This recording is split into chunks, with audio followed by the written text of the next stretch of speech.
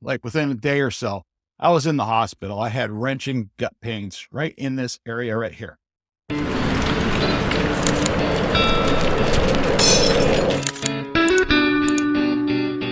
Hey guys, I want to welcome you back. I'm Big Man Alaska, and I want to talk about a few things. I was prescribed some prescription medication, and I had some pretty interesting side effects. And some of this medication I'm about to talk about, I actually either used or I turned down for one reason or another.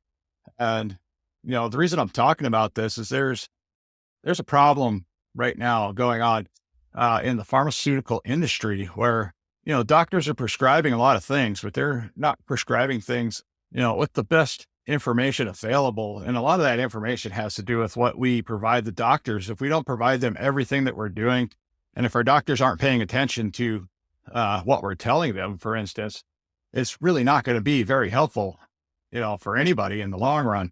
Now, my best advice for trying to have the best patient doctor experience is take notes. This is your experience. You're only going to get 5 to 15 minutes with the doctor when you go to the hospital. So it's extremely important to take notes. And that way, when you go to the doctor, you can give him the best possible information that he can have. Now, these doctors, they need to have all the information, not just a little bit of the information. That's where a lot of these problems are lying.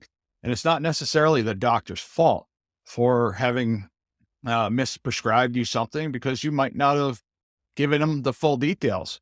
Now, this is extremely important for the story I'm about to tell you. Actually, some of these things put me in the emergency room, and that was kind of a hard time for me. It took me a little while to get over the pain that I was in. So yeah, we're going to cover several medications from Ozempic to morphine. Let's see, what else did I have? Omeprazole and Pantoprazole. These were all medications I was prescribed, and I've had issues with all of them.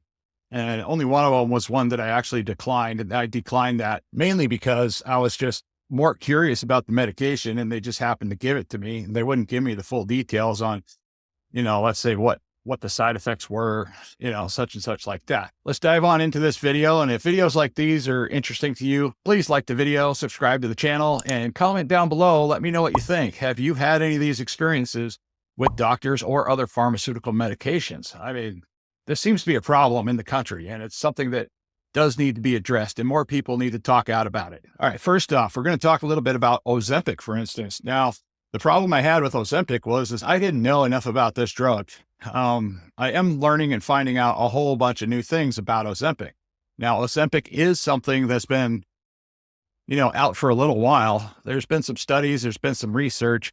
Now, there's also been they've been doing some studies about how patients can kind of wean off the drug, because some people are out there stating that this is a lifetime drug. Now, if this is a lifetime drug, that's a problem, because it's a very expensive drug.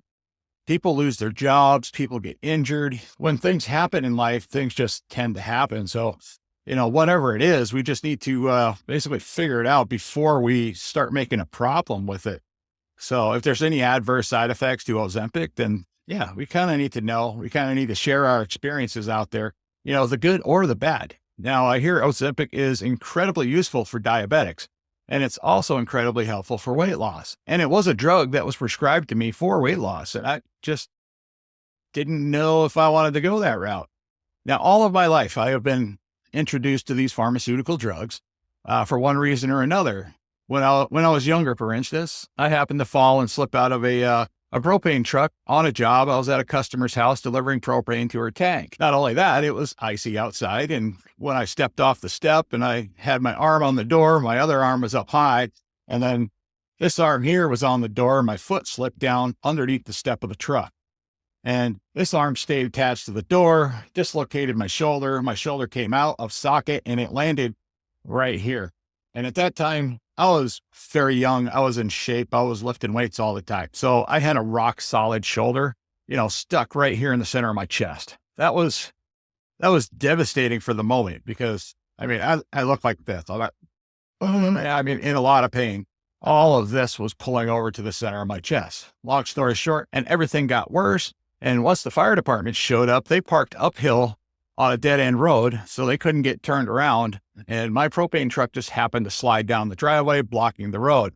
So, and it took many, many hours before somebody showed up. They had a hazmat that could actually move my truck 15 feet to get the fire truck out of there, or the ambulance at that time, so I could get to the hospital. Long story short, I had a dislocated shoulder for over 7 hours. Now, when I got to the hospital, they prescribed me a drug called morphine. And morphine's a pretty powerful drug. Now, they did give me a shot of that. I don't know the dosage of it. I was a young guy at the time. And as soon as they gave me a shot of that, I mean, it was for the pain, obviously, because my shoulder's dislocated. It's sitting in the center of my chest, and my pectoral is a giant knot holding onto my shoulder. Yeah, it was extremely painful. So after they gave me that shot of morphine, I was immediately angry. And I wasn't angry because they gave me the shot of morphine. It was just a side effect of the morphine. I wanted to, fight people at that time. I wanted to swing. I wanted to kick. I wanted to move. I wanted to burn off whatever it was inside my body, which was the drug morphine. Long story short, morphine didn't last very long. Thank goodness. It was less than a half an hour to an hour, but it wasn't the most pleasant experience I had in my lifetime. And they tried to give me more morphine before they reset the shoulder in its place. And I threw a hissy fit, and I wouldn't let them do that because I didn't like the way I felt on that drug, and it wasn't helping the pain at all. It was just making me grumpy. At the end of that situation, it took about 6 full-grown guys, about my size, knees on my chest, in my chest, and some people pulling on my side right here to support me on this table. Plus, I had straps coming across me just to pull this muscle square enough to get my shoulder back in place. Now, when the shoulder got back in place, that felt absolutely fantastic. I was super happy at that point. Nothing else in the world could have felt any better. It just instantly felt relief. It felt better than the morphine did. But my point is that, not all drugs, not all pain medicine work for everybody. The same thing goes with codeine and stuff like that. They tried giving me codeine. All that does is make me want to vomit. Percocets, that's just another drug. And Percocets, codeine, neither one of them kill the pain for me. The pain's still there. I just feel dopey in the head. And it's like, well, you might as well just gave me a beer. I would have had more fun. Or a bottle of vodka would have worked just fine. Might have stunk a little bit, but still, you see what I mean? Back to the Ozempic. Yeah, Ozempic is in short supply in this country, mainly because it's turning into a fad diet. Now, it's one of those things, and every time we hear of a fad diet in this country, what happens? People eventually start dying for one reason or another, or something happens. Something bad always happens whenever some miracle drug comes out. I can't remember what the last one was when I was a kid, but it came out and people just started dropping like flies. They were having heart attacks. I mean, one after the other, they started having heart attacks. It was almost as if their heart was exploding in their chest. And if you're my age, which I'm close to 50 years old, you probably remember when that happened. And now there's all these energy drinks out there, which are just absolutely ridiculous because they're just full of caffeine. They're full of other substances like taurine. I don't even know what taurine does for you, but I hear it's not the best thing in the world. Yeah, you can see where I was going there. But now back to the Ozempic stuff. That's some spooky stuff, in my opinion. I mean, I don't know. Ozempic is for diabetics, from what I figured out and the research I did on it. And then I was looking for the side effects. I asked for the side effects before I even got out of the hospital. And I wasn't given a satisfactory answer. In fact, I don't think I was even given an answer as to what the side effects were, if there were any side effects, and what are the benefits of it. I didn't even get that. What are the benefits of it besides weight loss? I'm like, okay, I'm not a diabetic, so why should I take this to lose weight if I'm not a diabetic and I'm not taking it because I'm a diabetic and it's not an emergency? And holy cow, why is this drug so expensive? Yeah, you can see where I was going there. So I came home and I did a little bit of research on Ozempic, and I started looking around and I started seeing a lot of stories about people having a very hard time, especially when they came off of Ozempic. These people, they were, let's say they were starting out 300 pounds. Let's just use 300 pounds. Now, some of these people, they were losing a dramatic amount of weight, sometimes 50% of their body weight. So they'd be down to pretty close to 150 pounds in their healthy range for their size, age, and everything going on there. Their body mass index was right in there with Ozempic. So yeah, of course, if I'm a group of doctors sitting around a table not knowing any better, I'm going to think those are some fantastic numbers. And then when the patient couldn't afford the drug anymore, now that's a problem. Or they lost their health coverage because their job changed or something like that. Their weight went right back to, guess what?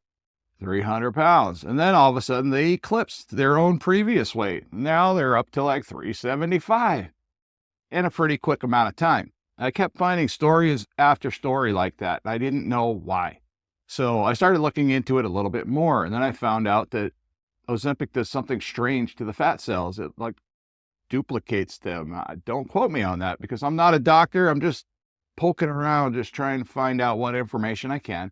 And at the same time, I'm trying to find out the good along with the bad. And then I'm just gonna, okay, which way are we going here? So ultimately, I was confused. I didn't know specifically at that point, my tinfoil hat. Yeah, the tinfoil hat, it was strapped on pretty tight. I had that hat on there pretty tight at that point. So yeah, I declined the use of that drug. Unfortunately, that drug went in the trash. So, and it hurts my head because that's a lot of money for this little shot. And then you're supposed to, inject it down here in your belly somewhere. Seems like a bad idea, guys. I didn't know. And then I wasn't keen on the surgeries as well because I like to leave my doors open, my options available. If I get a surgery, am I going to be able to reverse that, or am I going to screw up if I start eating it again? So if I just leave my body the way it is, that gives me a second chance of screwing up what I already screwed up. And that's pretty important, especially with weight loss, because we all know we're playing the roller coaster game. We've been playing it since we were leaving high school.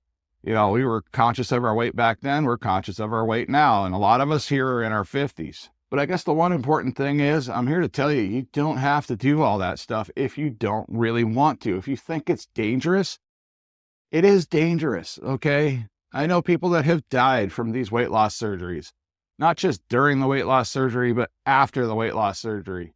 They went back to eating the previous way. Well, if they got rid of part of their body on the inside, I'm sorry, they overate. They stretched out their belly. Their belly basically exploded in their gut. And there's not a whole lot of stories out there about that because it's a sad story and nobody wants to share that type of story.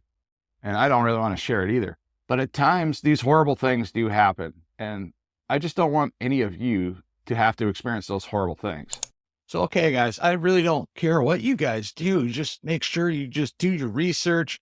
You're honest with your doctors and just make sure you have the best doctor-patient care that you can get by getting the doctor all their information. Now, there was another drug out there, Omeprazole and Pantoprazole. They're both, I believe they're acid blockers. I don't even know why I was prescribed these drugs. It didn't make any sense that I was prescribed these drugs because I was on a daily regimen of apple cider vinegar. Now, I take apple cider vinegar every morning, and I usually take it twice a day. So once in the morning and once in the afternoon. Well, so apple cider vinegar is an acid. And then we're taking either Omeprazole or Pantoprazole. I can't remember. I think Omeprazole was the first one they prescribed. I took it. I was having stomach pains. It just wasn't feeling good on Omeprazole. So I went back to the doctor. They prescribed me something else called Pantoprazole. Now, Pantoprazole immediately put me, like within a day or so, I was in the hospital. I had wrenching gut pains right in this area right here. I was in the emergency room with my wife, and my son's watching my two younger daughters. It was pretty bad. That was a scary situation. They did a full workup. They did like an MRI, C-scan, whatever you want to call it. They did a ton of blood work. I mean, they did everything they possibly could at the ER. And, when it got all said and done, the ER doctor looked at me and he said, "So what medications are you taking at home?" I said, "Sir, I don't take any medications if I don't have to." I said, "But we did discuss the Omeprazole and the Pantoprazole." And I told him I'm on a daily regimen of apple cider vinegar. I've been taking apple cider vinegar for years. I started taking apple cider vinegar for kidney stones originally, and I found out it was doing a lot of other good for my body. So I continued taking the apple cider vinegar even after the kidney stones were resolved. The doctor looked at me like this, and I didn't know what he meant at that time. I obviously took it the wrong way because I'm a guy. And when some guy looks at me like rolling his eyes, the first thing I think is, automatically he's just looking at me like, this guy's taking apple cider vinegar and he thinks it's going to cure him of all illness. And hmm, a little bit yes, and a little bit no. But at the same time, that's the thought process I had. So about a week or two later, I had this weird little epiphany. I was like, he looked at my chart when he did that. So when he was looking at my chart, he was probably seeing the fact that I have told this doctor many, many times that I was on a regimen of apple cider vinegar. Well, apple cider vinegar and a combination of omeprazole or pantoprazole will have an adverse reaction. So of course, I was in the hospital for stomach pains and stuff like that. Now, that's one of those things where it's kind of a gray area. It's like, well, what do you tell the patient at that point? Basically, what happened, long story short, is I just stopped taking both of those drugs altogether right there, and everything resolved itself shortly afterwards. But yeah, again, I don't do well with pills. I don't even like to take aspirin, like aspirin, Tylenol, Advil.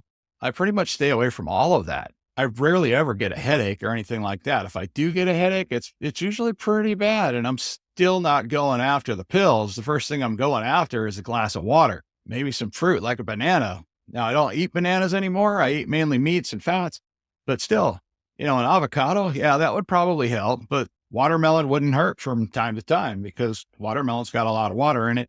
And 99% of the time, most of my headaches, my personal headaches, are due to dehydration or low electrolytes. So when it comes to weight loss or medication or trying to lose weight fast, I mean, really, guys, just go out there, do your research, take careful notes before going to the hospital and seeing your doctors. Make sure they have the fullest picture, period. Don't be ashamed to tell them if you're a vegan, doing carnivore, or taking any special homeopathic type of remedies, because sometimes those homeopathic remedies can have a problem, especially if you're prescribed prescription medicine. So I will never go down the Ozempic road, and I will also never go down the wish away product aisle at an auto parts store, which is no different than a lot of these, lose weight fast type medicines. Because once you lose weight fast, you got a problem because your body's not supposed to lose weight that fast unless you're doing it in a natural way. And I've been studying fasting and all kinds of health and nutrition lately, and this is what I do. So if you want to follow along my weight loss journey, by all means, please subscribe down below, comment, let me know what you thought of this video, like this video if you found it useful, and hit that notification bell for my next upload. We're just going to continue making videos as we go, and we're just going to try to put out as much information as I can find as possible. We're not putting out medical information. We're just putting out information from my own personal experience. What happened to me is typically what you're going to hear. So, okay, guys, I hope to see you again. Until the next one.